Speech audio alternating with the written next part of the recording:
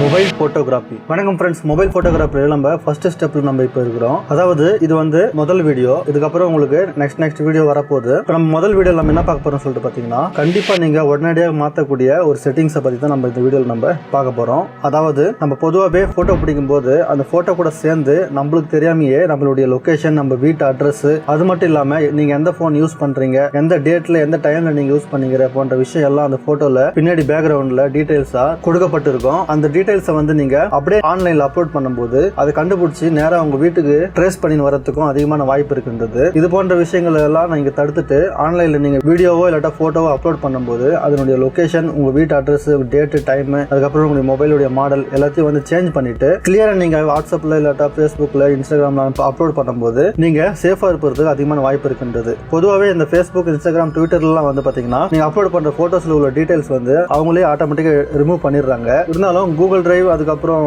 Drop box போன்ற sides எல்லாம் வந்து இது மாதிரி ஆப்ஷன் இல்ல. எப்படியா இருந்தாலும் நம்மளுடைய போட்டோவை அப்லோட் பண்றதுக்கு முன்னாடி ஒரு முறை செக் பண்ணக்கூடிய விஷயத்தை தான் இந்த வீடியோல நான் உங்களுக்கு சொல்ல போறேன். அதனால மிஸ் பண்ணாங்க கடைசி வரைக்கும் வீடியோ பாருங்க. சரி, வாங்க வீடியோக்குள்ள போகலாம். இப்போ நம்ம முதல்ல என்ன பண்றோம், அதுக்கு இது எப்படி வேலை செய்யுதுன்னு சொல்லிட்டு காமிச்சிடுறேன் உங்களுக்கு. கேலரிக்கு போயிட்டு கேலரியில இப்போ உதாரணத்துக்கு நான் ஒரு போட்டோவை காமிக்கிறேன். இங்க ஒரு போட்டோ இருக்குது. இப்போ இந்த போட்டோ வந்து பாத்தீங்கன்னா இங்க மேல ரைட் மார்க்ல மோர் ஆப்ஷன் சொல்லிட்டு காமிக்கும். ஒரு போன்ல ஒரு மாதிரி இருக்கும். ஆனா நீங்க இந்த மோர் ஆப்ஷனுக்கு போயிட்டு இங்க டீடைல்ஸ் சொல்லிட்டு கொடுத்துருப்பாங்க. இந்த டீடைல்ஸ் மேல நீங்க ஒரு முறை கிளிக் பண்ணீங்கன்னா இப்ப பாத்தீங்கன்னா உங்களுக்கு தெரியும் எந்த தேதியில வந்து இந்த போட்டோ பிடிக்கப்பட்டுள்ளது, இதனுடைய சைஸ் என்ன, இது ரெசல்யூஷன் என்னது, அதுக்கப்புறம் இதனுடைய டைட்டில் என்ன கொடுத்துக்கிறாங்க. அது மட்டும் இல்லாம கீழே வந்து பாத்தீங்கன்னா உங்களுடைய லொகேஷன், உங்களுடைய பக்கா வீட்டு லொகேஷன் இருக்கும் பாத்தீங்களா, அது வந்து இங்க காமிக்க ஆரம்பிச்சிடும். அது மட்டும் இல்லாம இங்க கீழே நீங்க எந்த கேமரால வந்து போட்டோ பிடிச்சிக்கிறீங்க, அதுக்கப்புறம் நீங்க பிளாஷ் ஆன் பண்ணிக்கிறீங்களா இல்லையா, இந்த போட்டோ நீங்க பிடிக்கும் போது பிளாஷ் ஆன் பண்ணிருந்தீங்களா, இல்லாட்டா ஒயிட் பேலன்ஸ் எவ்வளவு இருந்துச்சு, இது போக்கஸ் லென்த் எவ்வளவு இருந்துச்சு, அப்புறம் ISO எவ்வளவு 500 இருந்துச்சா, எவ்வளவு இருந்துச்சு, இந்த மாதிரி ஃபுல் டீடைல்ஸ் வந்து இந்த போட்டோக்கு பின்னாடி டீடைல்ஸா கொடுக்கப்பட்டிருக்கும். இந்த விஷயம் தெரியாம நம்ம என்ன பண்றோம், ஆன்லைன்ல அப்லோட் பண்ணிடுறோம். இது வைரல் ஆயிடுச்சுன்னா ஈஸியா வந்து உங்களுடைய லொகேஷன் அவங்க கண்டுபிடிச்சு வரதுக்கு வாய்ப்பு இருக்கின்றது. இதை எப்படி சேஞ்ச் பண்றதுன்னு சொல்லிட்டு பாத்தீங்கன்னா 3 மெத்தட் இருக்குது. முதல் மெத்தட் என்னன்னு சொல்லிட்டு பாத்தீங்கன்னா, இங்கே வந்து எடிட்னு சொல்லிட்டு கொடுத்துட்டு இங்க உங்களுடைய லொகேஷன் வந்து இங்க மைனஸ் கொடுத்துட்டீங்கன்னா உங்க லொகேஷன் வந்து சேஞ்ச் ஆயிடும். அதுக்கப்புறம் ரீநேம்னு சொல்லிட்டு கொடுத்துட்டு இங்க வந்து ரீநேம் கொடுத்துட்டு அந்த போட்டோ வந்து எதை பத்தினது இல்லாட்டா அந்த வீடியோ வந்து எதை பத்தினது என்ற விஷயத்தை மட்டும் நீங்க இங்க கொடுத்துக்க முடியும். உதாரணத்துக்கு அனிமல்ஸ் சொல்லிட்டு நம்ம கொடுக்கலாம்.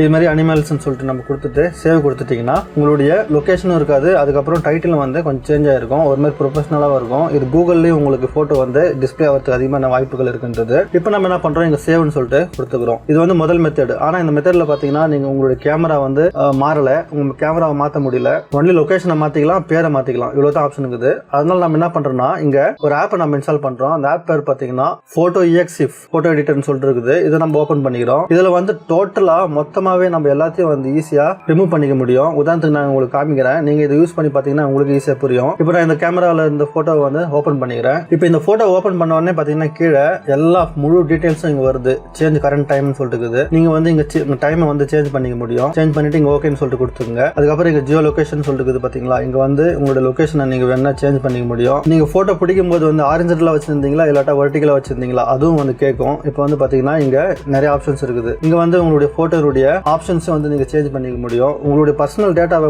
முடிஞ்ச அளவு இதுல நீங்க மாத்திக்க முடியும். உதாரணத்துக்கு இப்ப கேமரா மேக்கர்னு சொல்லிட்டு இருக்குது. நான் சாம்சங் போர்ல இருந்து இந்த போட்டோவை பிடிச்சிருந்தேன். நீங்க வேணா இதை மாத்தணும், சாம்சங் வேணாம் அப்படின்னு சொல்லிட்டு நினைச்சீங்கன்னா எல்லாத்தையும் ஃபுல்லா ரிமூவ் பண்ணிட்டு இங்க நோன்னு சொல்லிட்டு கொடுத்துக்கலாம். இங்க நோன்னு சொல்லிட்டு கொடுத்துட்டு ஓகேன்னு சொல்லிட்டு கொடுத்துக்கலாம். இல்ல வேணா DSLR சொல்லிட்டு நீங்க இங்க எழுதிக்க முடியும். உதாரணத்துக்கு TSLR Canon அப்படின்னு சொல்லிட்டு நீங்க எழுதி கூட இங்க மாத்திக்க முடியும். அதுக்கப்புறம் உங்களுடைய கேமராவுடைய மாடல், எந்த கேமரா உங்க மாடல் இருந்துச்சு அந்த மாடலை கூட நீங்க வேணா மாத்திக்கலாம்.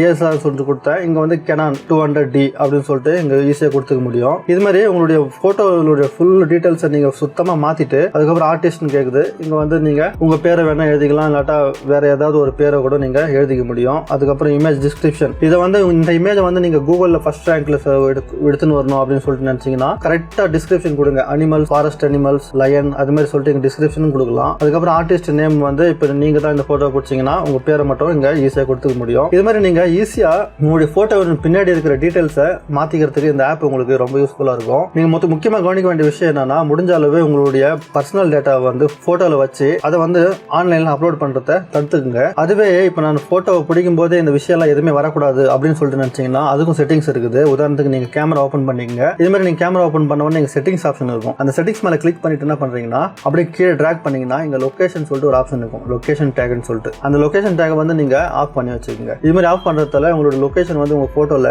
ஆட் ஆகாது. அதுக்கப்புறம் இங்க மேலேயும் லொகேஷன் சொல்லிட்டு ஒரு ஆப்ஷன் இருக்குது பாத்தீங்களா, நீங்க டிராக் பண்ணீங்கன்னா தெரியும். இங்க லொகேஷன் வந்து ஆன்ல இருக்குது. இந்த லொகேஷனை வந்து எப்பவுமே ஆஃப் பண்ணிட்டு போட்டோ பிடிக்கிறதின் மூலம் வந்து பாத்தீங்கன்னா நீங்க எந்த இடத்துல இருந்து போட்டோ பிடிக்கிறீங்க என்ற விஷயம் வந்து உங்க போன்ல வந்து சேவ் ஆகாது. இதனால வந்து நீங்க ஈஸியா உங்களோட பர்சனல் டேட்டாவை மறைத்து கொள்ள முடியும். இதே மாதிரி மொபைல் போட்டோகிராஃபி டிப்ஸ் அடுத்த வீடியோலயும் வரப்போகுது. அது மேல ஐ பட்டன்ல நான் உங்களுக்கு கொடுக்குற லிங்க் கீழே டிஸ்கிரிப்ஷன்லயும் கொடுக்குறேன். அதில் நம்ம என்ன பார்க்க போறோம்னு சொல்லிட்டு பாத்தீங்கன்னா ப்ரொஃபஷனலா, அதாவது இன்ஸ்டாகிராம், ஃபேஸ்புக், வாட்ஸ்அப், அதுக்கப்புறம் கூகுள்ல எல்லாம் வந்து ப்ரொஃபஷனல் போட்டோகிராஃபர்ஸ் இருக்காங்க பாத்தீங்களா, அவங்க எல்லாம் எந்தெந்த சாஃப்ட்வேர்ஸ் எல்லாம் யூஸ் பண்ணி போட்டோஸை பிடிச்சி எடிட் பண்றாங்க. அது மாதிரி 5 சாஃப்ட்வேரை பத்தி நான் உங்களுக்கு சொல்ல போறேன். அதனால மிஸ் பண்ணாம பார்க்கணும்னு நினைச்சீங்கன்னா மேல ஐ பட்டன்ல கிளிக் பண்ணி நீங்க பாத்துக்க முடியும். இல்லாட்டா கீழே டிஸ்கிரிப்ஷன்ல நான் உங்களுக்கு அதை கொடுக்குறேன். அதுல இருந்து வந்து பாத்தீங்கன்னா அழகழகான போட்டோஸை சிம்பிளா உங்களுடைய நார்மல் போன்ல இருந்தே எடிட் பண்ணி அப்லோட் பண்ணிக்க முடியும். அதனால மிஸ் பண்ணாம அந்த வீடியோவும் பாருங்க. தங்களின் பொன்னான நேரத்துக்கு நன்றி. மீண்டும் அடுத்த வீடியோவில் சந்திப்போம்.